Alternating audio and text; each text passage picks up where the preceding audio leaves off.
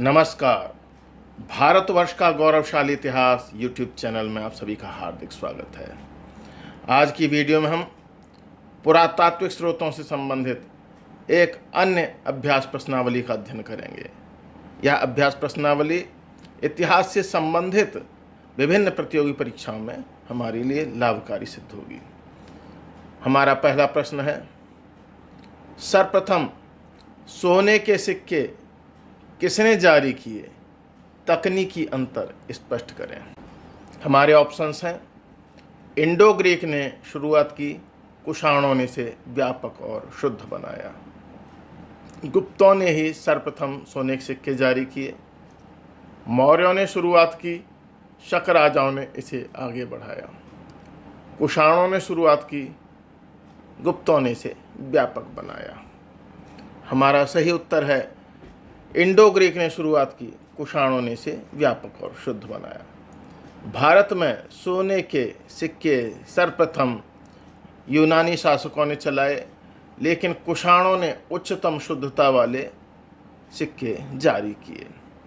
हमारा अगला प्रश्न है, पुरातात्विक शब्दावली OCP और NBPW का संबंध किससे है? हमारे ऑप्शंस हैं, मृदभाण संस्कृतियों से, युद्ध की व्यूह रचनाओं से, मंदिर निर्माण की शैलियों से, अथवा सिक्कों की ढलाई की विधियों से। हमारा सही उत्तर है मृदभांड की संस्कृतियों से।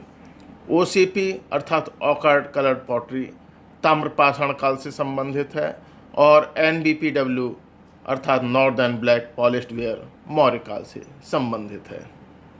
हमारा अगला प्रश्न है, अशोक के धम्म का सार किस स्तंभ लेख में विस्तार से मिलता है? हमारे ऑप्शंस हैं, 14वें शिलालेख में, इलाहाबाद स्तंभ लेख में, दूसरे और 7वें स्तंभ लेख में, अथवा प्रथम शिलालेख में। सही उत्तर है दूसरे और 7वें स्तंभ लेख में। दूसरे स्तंभ लेख में अशोक स्वयं प्रश्न करता है, धम्मे किंचु अर्थात धम्म क्या है, और फिर उसकी व्याख्या करता है।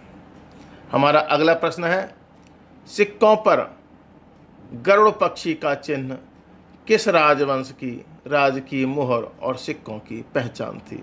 हमारे ऑप्शंस हैं, हर्षवर्धन का शासन, मौर्य राजवंश, पल्लव राजवंश, अथवा गुप्त राजवंश। सही उत्तर है गुप्त राजवंश। गुप्त शासक परम भागवत अर्थात विष्णु के उपासक थे, इसलिए उन्होंने गरुड़ को अपने राजकीय चिन्ह के रूप में अपनाया। हमारा अगला प्रश्न है, किस अभिलेख में चंद्रगुप्त मौर्य और अशोक दोनों के नाम एक साथ मिलते हैं? हमारे ऑप्शंस हैं, शाहबाजगढ़ी शिलालेख, बराबर पहाड़ी गुफा लेख, रुद्रदामन का जूनागढ़ अभिलेख, और मास्की शिलालेख। हमारा सही उत्तर है रुद्रदामन का जूनागढ़ अभिलेख। इस लेख में बताया गया है कि इस झील का निर्माण चंद्रगुप्त मौर्य के प्रशासक पुष्यगुप्त ने करवाया था, और अशोक के प्रशासक तुषास्प ने उसमें से नहरें निकलवाई थी। हमारा अगला प्रश्न है, भीतरी स्तंभ लेख में स्कंदगुप्त द्वारा किस होण शासक को पराजित करने के संकेत मिलते हैं? हमारे ऑप्शंस हैं, खुशनवाज, अत्तिला, तोरमाण, अथवा मिहिरकुल। इसका सही उत्तर है खुशनवाज। स्कंदगुप्त ने जिस पहले बड़े आक्रमण को विफल किया था, उसका नेतृत्व संभवतः खुशनवाज ने किया था। हमारा अगला प्रश्न है, नासिक गुहालेख में गौतमी पुत्र सातकर्णी को एका ब्राह्मण अर्थात अद्वितीय ब्राह्मण क्यों कहा गया है? हमारे ऑप्शंस हैं, वर्ण व्यवस्था की रक्षा और क्षत्रियों के दर्प को चूर करने के कारण, अथवा केवल ब्राह्मण के कुल में जन्म लेने के कारण अथवा बौद्ध धर्म को त्यागने के कारण अर्थात हजारों ब्राह्मणों को स्वर्ण दान देने के कारण।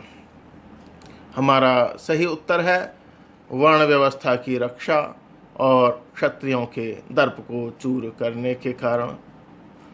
उन्होंने शकों अर्थात विदेशी क्षत्रियों को हराकर वैदिक धर्म और सामाजिक मर्यादा को पुनः स्थापित किया था। हमारा अगला प्रश्न है ऐतिहासिक इमारतों के अवशेषों में एकात्मक तकनीक का सबसे शानदार उदाहरण क्या है? हमारे ऑप्शंस हैं ताजमहल, अशोक के स्तंभ, बृहदेश्वर मंदिर अथवा कुतुब मीनार। हमारा सही उत्तर है अशोक के स्तंभ। ये स्तंभ एक ही विशाल पत्थर को काटकर बनाए गए हैं और उन पर आज भी पॉलिश की चमक देखने को हमें मिलती है। हमारा अगला प्रश्न है प्राचीन भारत में शिलालेख पर उत्कीर्ण करने वाले शिल्पी को क्या कहा जाता था? हमारे ऑप्शंस हैं सार्थवाह, लिपिकार, अमात्य या रजुक। हमारा सही उत्तर है लिपिकार। अशोक के कुछ लेखों में लिपिकार शब्द का उल्लेख मिलता है जो लेखों को पत्थर पर उकेरते थे।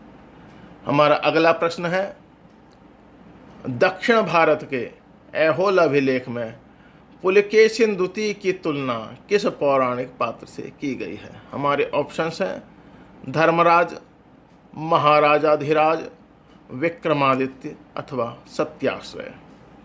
हमारा सही उत्तर है सत्याश्रय। सत्याश्रय अर्थात सत्य का आश्रय। प्रशस्ति में पुलकेशिन द्वितीय को सत्याश्रय कहा गया है और उनकी तुलना इंद्र और वायु से की गई है। इस प्रकार हमने आज की वीडियो में कुछ MCQ देखे जो प्रतियोगी परीक्षाओं में हमारे लिए लाभकारी सिद्ध होंगे। मेरे साथ जुड़े रहने के लिए आप सभी का बहुत बहुत हार्दिक धन्यवाद।